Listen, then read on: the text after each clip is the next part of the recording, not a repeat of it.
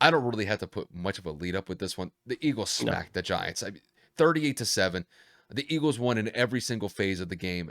The game was essentially over by halftime. Just the Giants looked absolutely lost out there from beginning to end, offensively, defensively.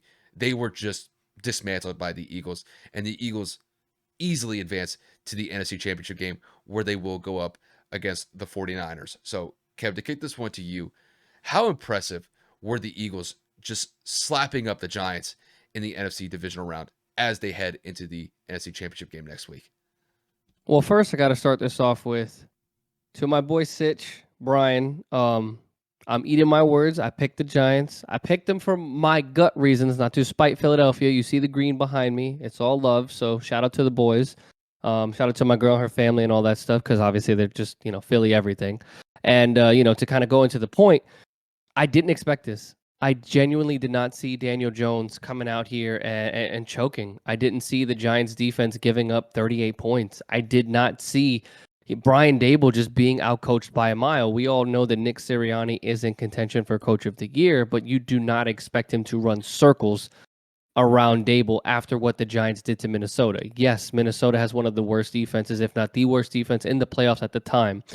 But you would think that the motivation, the hype, something, like the build up to this game, especially, this is the third time we've played them. This is a divisional opponent. We got to play them good. Divisional games in the playoffs are normally very, very, very tight and competitive.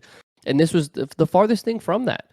Daniel Jones looked like Daniel Jones from a few years ago, from last season. I mean, his QBR was 11.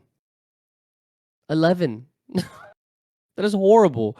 I mean, he had a horrible interception to James Bradbury. Just did not see James Bradbury right there. And I mean, on a multitude of passes, couldn't get into a rhythm. Philadelphia's pass rush was in the backfield all day. He was sacked 5 times. He couldn't get into a rhythm on the ground either. He only had 24 yards.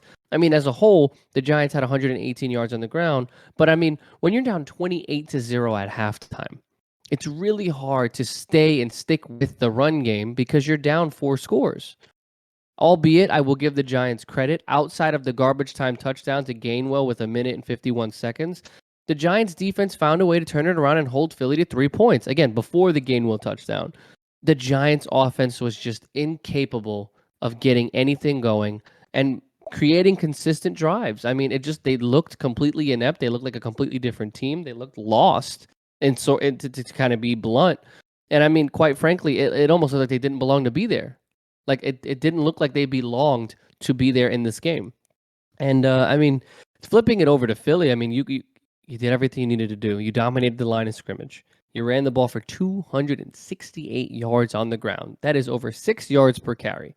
Kenneth Gainwell had 112. Miles Sanders had 90. Jalen Hurts even had 30 himself. Boston Scott, the Giant Killer, had 32. Another touchdown. By the way, fun fact, for those of you that are unaware who Boston Scott is, he's got about 19 career touchdowns. 11 of those are against the New York Giants. So if anybody is going to eat when you play the Giants in Philadelphia, it's going to be B. Scott. So, I mean, outside of that, they did everything they needed to do. They capitalized on all 3 phases. They blow out New York at home. They make a stand to say, you know what, they may have had a good game last week, but it ain't happening in Philly. The NFC runs through Philadelphia, and they proved their point 100%. Yeah, this was just an utter domination. And as far as what the Eagles are, as far as their status is going into the NFC Championship game, dude, they're on cloud 9. I mean, this was supposed to be a competitive game. We talked about this last week, and even though that I picked the Eagles to win the game, I didn't see this coming. 38-7. It was 28-0 at halftime. That was just a complete embarrassment that the Eagles just bestowed on the Giants. Because, Kev, I'm going to be honest with you. The Giants just looked lost out there from a whole game plan perspective and execution. This was so heavily one-sided in favor of the Eagles. The Eagles are really making a strong case that they have a very good chance to make a run to go to Super Bowl 57 in the next couple of weeks from now. So, I mean, as far as the game is concerned, I don't really have much to say other than what Kev said. This was just an utter domination from every component of the offense. So we'll start there first. I mean, when you run for over 250 yards on the ground and you just establish dominance on that side of the ball, there's no way that defense is going to be able to hold up, even though that the Giants have a good defense. They just got obliterated. And then, when it comes to Jalen in the passing game, they didn't really need to use him that effectively. This wasn't a game where Jalen was going to go out there and throw the ball 40, 45 times. They never needed him in that regard. He had a relatively pedestrian day when it comes to just stats in general, but his overall effectiveness on a scale from 1 to 10, you'd have to put it up at a 10 because whatever the Giants tried to do, it didn't work out, especially in that first half. I mean, essentially the game was over in the first half, just with the utter dominance that not only that the Eagles' skill players did, like their quarterback, their running backs, and their wide receivers, but their line of scrimmage, like winning the battle on the line of scrimmage, was just impeccable. And even though the Eagles didn't necessarily have the greatest second half, defensively, this is where they stepped up. Defensively, they damn near pitched a shutout. I mean, holding them to 0 points in the first half, it's pretty phenomenal.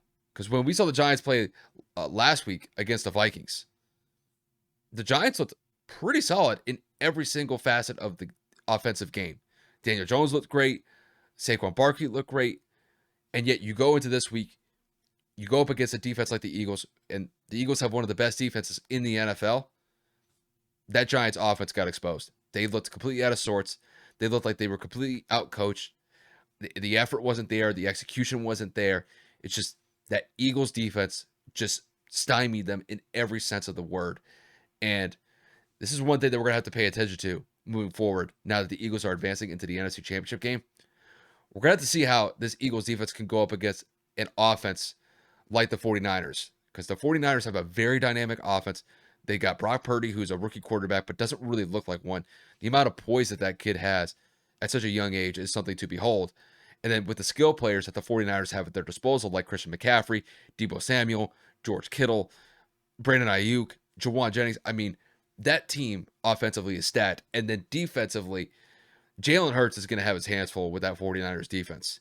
So, it's good for Eagles fans knowing that they're in a situation where they can advance to another potential Super Bowl.